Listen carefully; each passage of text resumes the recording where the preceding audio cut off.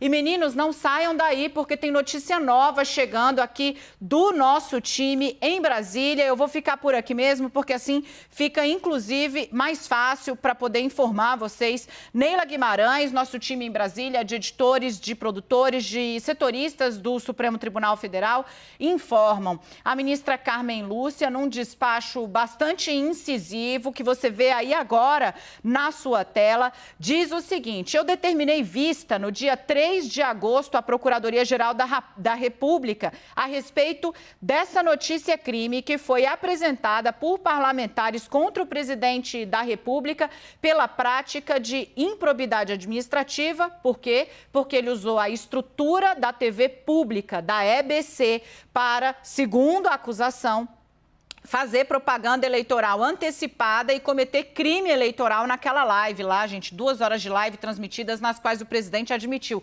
Não tem provas contra as urnas eletrônicas, mas achava que tinha que falar das eleições e colocar em suspeição. Pois muito bem, a notícia-crime chegou no Supremo, a ministra Carmen Lúcia fez o que se faz nesse caso segundo a lei.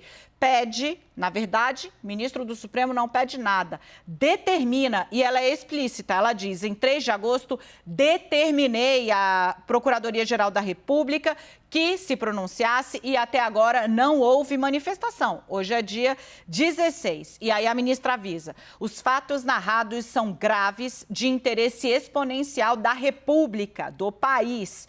O manifesto interesse público e superior da nação impõe a observância de prioridade no andamento processual do caso. Intime-se o Procurador-Geral da República para, no prazo de até 24 horas, apresentar a sua manifestação. Ou seja, depois de ter havido um chamado de Dias Toffoli, depois de ter havido um chamado de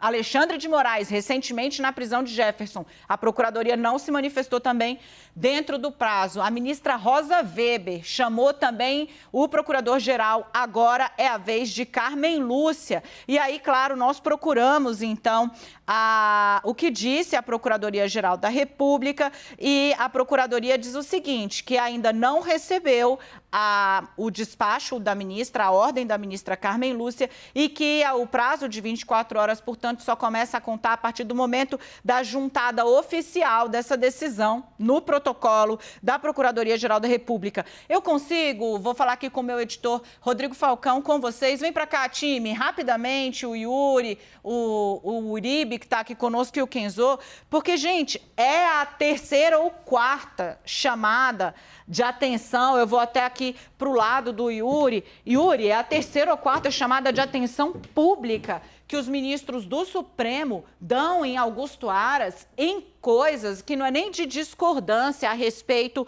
de uma manifestação ou não. Ele pede o arquivamento e o ministro não gosta, mas é de simplesmente um Procurador-Geral da República que aparentemente tem se eximido do dever, que é obrigatório, de emitir um parecer sobre questões que envolvam diretamente, por exemplo, o presidente da República, ministros de Estado, parlamentares. Augusto Aras tem deixado de agir e está sendo chamado nesses termos aí. Deveria ter tido prioridade, agora tem 24 horas para entregar. Carmen Lúcia. Pois é, e isso tem se sucedido, Dani, num momento em que está chegando ao fim este atual mandato dele e há uma expectativa dele ser ou não reconduzido para o cargo de Procurador-Geral da República. Precisa passar por uma sabatina no Senado e fica a questão até de como os senadores vão reagir diante dessas chamadas públicas que o Procurador-Geral da República tem tomado de diversos ministros do Supremo. Como você disse, não é nem por discutir o mérito, é por discutir não ter sequer o que o Procurador-Geral pensa ou avalia a respeito de uma série de questões que praticamente todas elas acabam afetando de alguma forma o presidente Jair Bolsonaro. Esse tipo de... Não há outra palavra para se colocar nesse momento que não seja...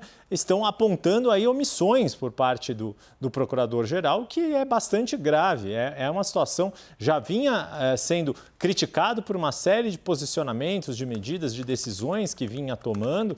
E agora, quer dizer, no episódio de sexta-feira, inclusive, que chegou depois e fazendo ali um contraponto ao que era a decisão do ministro Alexandre de Moraes em relação à prisão, falando em liberdade de expressão, como se aquele tipo de postagem fosse expressão de liberdade de expressão, mas o fato é que Augusto Aras tem levado chamadas frequentes para fazer o seu papel, independentemente do teor ou do mérito que ele tome nos seus pareceres. E de todos os lados, né, Yuri, é importante a gente lembrar isso. De todos os lados, Augusto Aras tem recebido críticas, tanto da ala governista quanto da oposição, internamente também ali na PGR. A gente tem visto várias sinalizações e vários posicionamentos quanto a isso, né, Gustavo Ribe?